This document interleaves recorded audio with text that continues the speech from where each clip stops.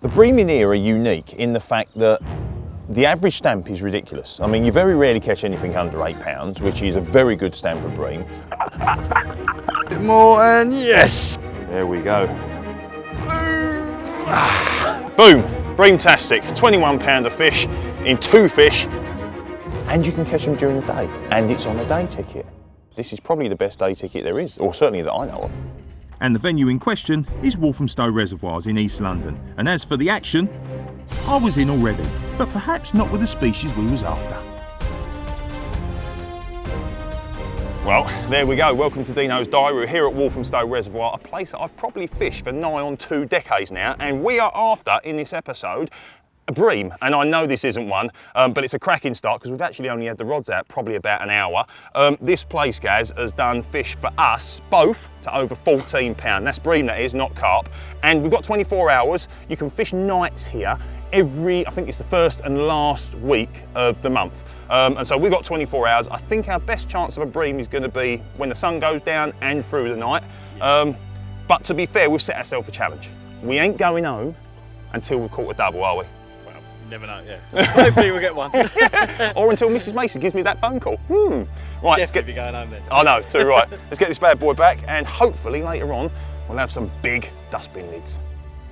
We eased the fish back into the water and was left to contemplate the rest of the session ahead.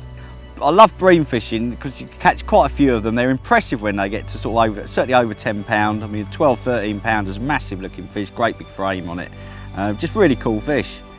Many, many moons ago, I heard stories of Walthamstow Reservoir, mainly of the carp, and I just couldn't wait to get down here. And it was probably 20 years ago when I actually came down. I was probably 100 yards down to our right, and there weren't any platforms or pontoons or anything. You had to slide down the gravel and somehow just sort of wangle a bank stick in with your buzz bars, and I don't even know if I had buzz bars back then.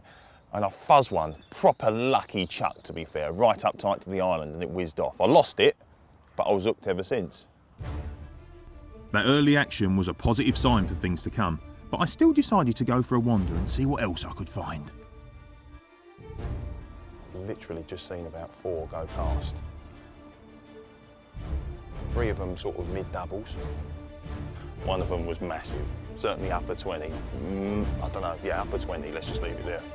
I've got one bang on the line of the one that I'm looking at right now, and I've got one just a little bit further out where when I came down initially, I saw one poke its head out, so covering both my bases, we'll see. Don't think there's a great chance of bream right now with the sun out, even though there's a nice ripple on the water. I think that action will turn on later on. But while we're waiting, it's a bit of me, this. Right, I've got to get out of here, because it ain't going to go off while I'm watching. Once the traps were set, it was time to sit back and wait.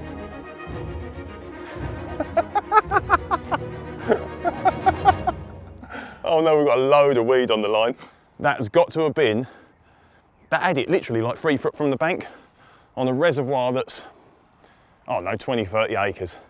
Look at all this weed on the line. This is an absolute nightmare.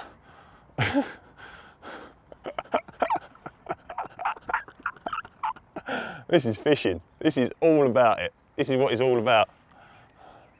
It's only a baby. It had to be though, didn't it? I saw 2 massive fish in here and a couple of smaller ones, or a few small ones to be fair. I was always going to hook the smaller one, but I don't care. Because you can't put a size on catching them like this. Get in there, that'll be a right result. Oh no, the speed of it. Deano, what are you doing? Take 2. Gotcha. Well, that was a bit of excitement, wasn't it? I was just standing up there minding my own business, thinking I haven't seen one for a bit since I had the rigs out, and it just went. God dear. Time to get on the old dog and bone and call my partner in crime. Hey guys, how you doing? Yeah, you got one? I've got one, mate. Can you bring that mat down for me? Yeah, of course you can, mate. Yeah, no worries. How's the bream fishing up there? Nothing. Oh, shame. Sorry, mate, I couldn't resist. So, with the carp safely resting in the edge, Gary was quick on his feet with a mat so we could take a closer look. There we go, mate. That don't look much like a bream, does it? Enough playing around. Let's catch some proper fish, shall we? Definitely, yeah. Thank you, darling. I can't help myself. But we do need to catch some bream, because at the moment it's a bad bream video, but a pretty good fishing video, I would say. And to keep them feeding, we needed a little bit more bait. Now, bait and how you actually apply it is obviously very important, depending on what you're fishing for. And if you're going to do any length of bream fishing over the years, then you're almost certainly going to be fishing at range, which means to apply it, you're going to need a spod or a spom. Here at Walthamstow, we're fishing at about 85 yards.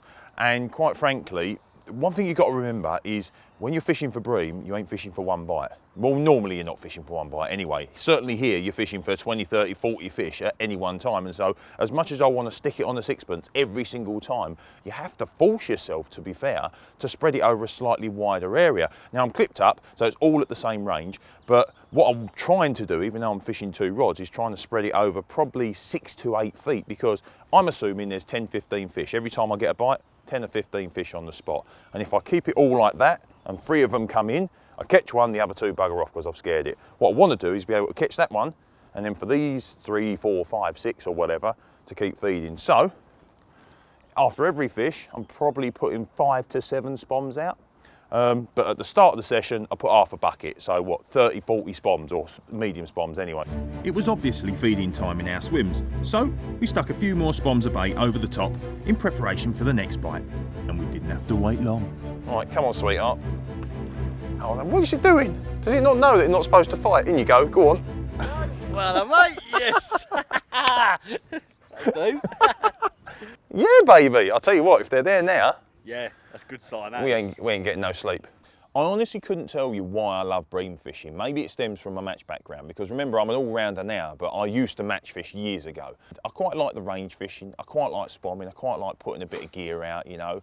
And to be fair, it's not mega prolific a lot of the time, so you get a bit of time to get on your mobile and have a little bit of social media and stuff like that. So I quite like the style of fishing, and when they get big, boy, do they look impressive. But let's face it, they stink and they don't fight, so they're not for everyone. 9.5 fish, innit? Yeah, just over, I'd say, yeah. Oh. 10. Oh, result.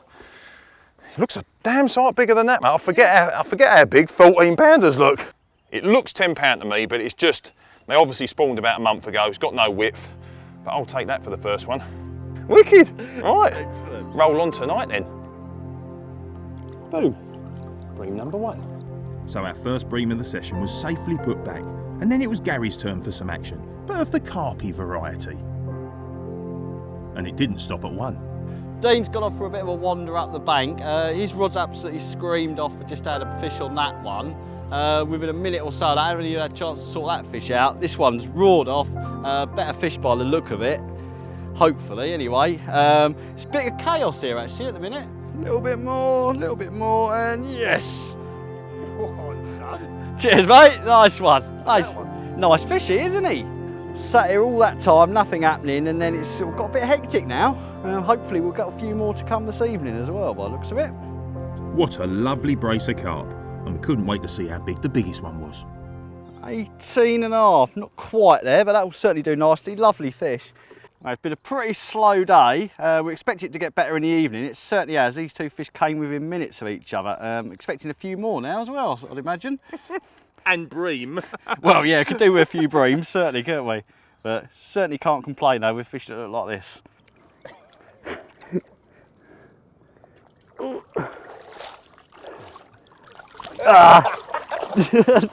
With bream fish, it's really important to think about how many fish you've got in front of you, or like to have turn up in front of you. If you're on a water that's low stock, there's no point absolutely filling it in, because you could have a small number of fish come through and you could be there for quite a while waiting to get a bite, and they could even move on before you get a chance of a bite.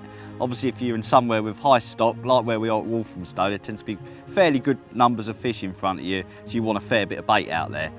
But some waters, cut the bait back, sort of fish for a bite at a time, keep topping the swim up as and when you get fish, and hopefully keep them coming. Superb advice, mate, and it seems to have paid off. Lovely.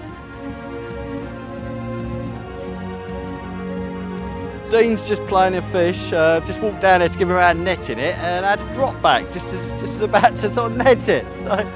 So, 2 bream on at once. Ooh, yeah. There we go, yes. Well, first one of the session for me, certainly the species we were after anyway, so right result. 10-14. Yeah, it's about that, isn't it? 10.14. 10.14. Double.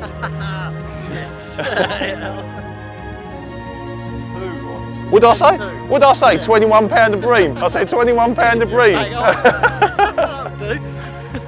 Oh, I don't like to be smart or clever or anything, but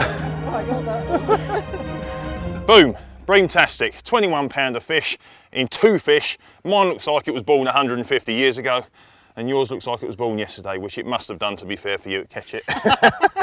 Cheers. Great start. Yeah, great result, that, isn't it? Good start, mate. Very, very good start. There we go. Look at that. 2 fantastic bream, 2 happy anglers, 1 amazing evening, and we're on the inside of the M25. Doesn't get much better, Gaz, does it? Crazy to think you're right in the middle of London, basically, here, isn't it? I know. The only thing that can make it better is a nice big fat kebab, and I reckon we've got about 10 minutes. Yeah, I reckon so. The light was fading on our first day on Walthamstow, and it was left up to Gaz for our last bite of the daytime action. Light's just starting to fade. £10 4 ounces, second double of the session.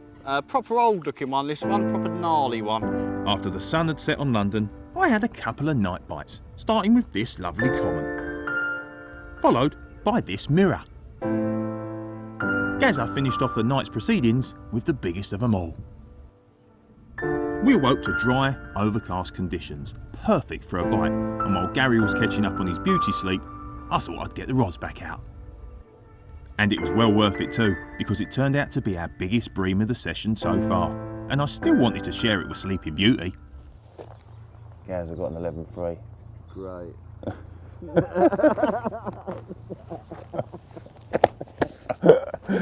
You lazy bugger. There we go. Good morning, Walthamstow. £11 free, and Gazza is still not even out of bed. Lazy bugger. Look at that. What a walty old thing.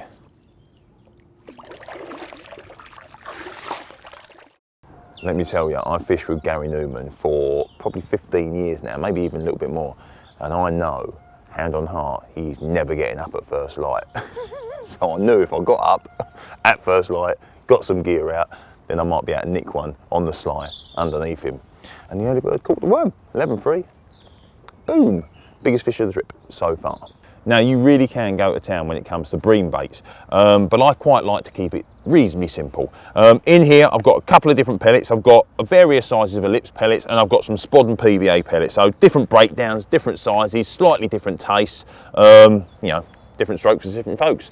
And then also in there I've got some power particle, which I love as an addition to corn. I would be fishing corn here, but the birds are an absolute pain in the backside, and that just stands out like a sore thumb. So I think that's just making life a bit difficult for yourself. But on top of that, a little bit of natural. We've got chopped dendrobina, and we've got some maggots. Simple as, everything in the pond's going to eat it. Most importantly, bream love it.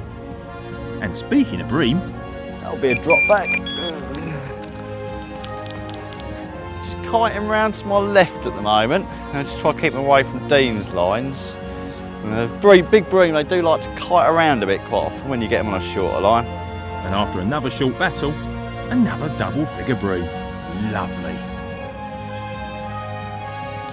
Same as yesterday. 10, 12, something like that, is he? 10, 14? Yeah, 14. 10, 14. Another 10, 14. That'll do.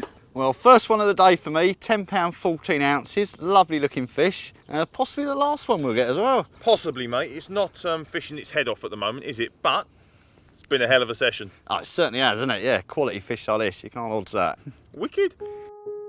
Bream are actually quite an underrated species. I mean, I come from a carp fishing background. They're always seen as a bit of a nuisance. But for me, I enjoy catching them. They're so impressive. You get a big bream. They might not fight very hard. Well, they certainly don't. They don't do a lot. Even on light gear, you're still going to pretty much wind them in.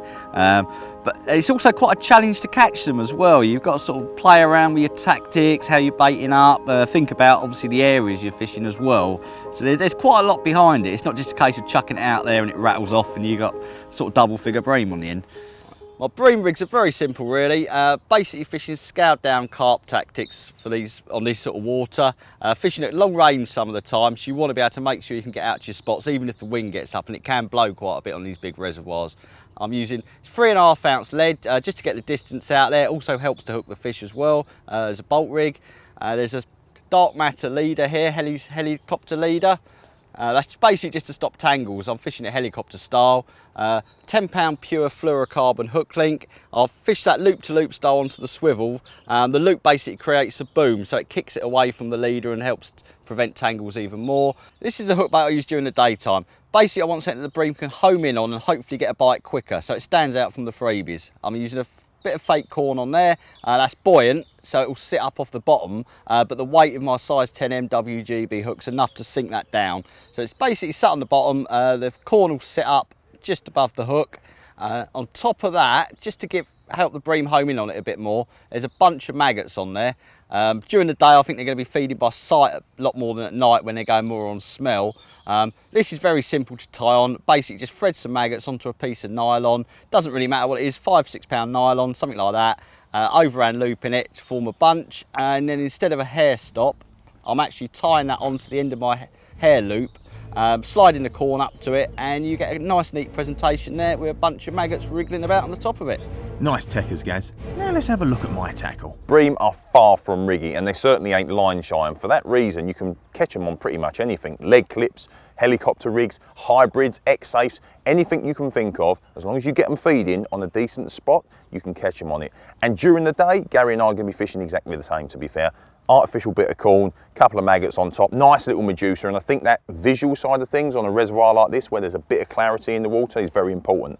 But after dark, I like to give them something they can get their chops around. I like to give them a nice smelly bag with a nice fruity bait. All right, that's an essential sell. So I always stick to fruity baits, to be fair. I don't know why, but when it's for bream, but it always works for me. About 6 inches of 15 pound end trap. I've got a heavy lead because of the undertow that quite often sort of crops up on these big reservoirs. And the same safe zone dark matter leader that we was using for the helicopter rigs, but this one is just with a leg clip system. Very simple, very effective, and quite frankly, all my biggest bream have come after dark, and all on this rig. So when it gets dark, this bad boy is going out there. So with the rods back out, it was time for one last bite. Well, would you Adam believe it? We were literally, just starting to pack up, weren't we? The cameraman was literally just, he had all his gear out, starting to put it away. And then,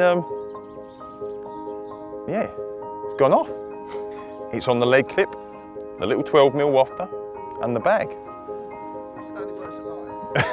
No, I said it's my preference at night, not only. And one final bream to cap off an awesome session at Walthamstow. It's a gnarly old one, isn't it? That one's... Yeah, he's smaller than some of the others. Still a wicked fish though. That is possibly the oldest bream on the planet, the smallest one of our trip, but as far as Deano's diaries go, that has been pretty successful, I would say.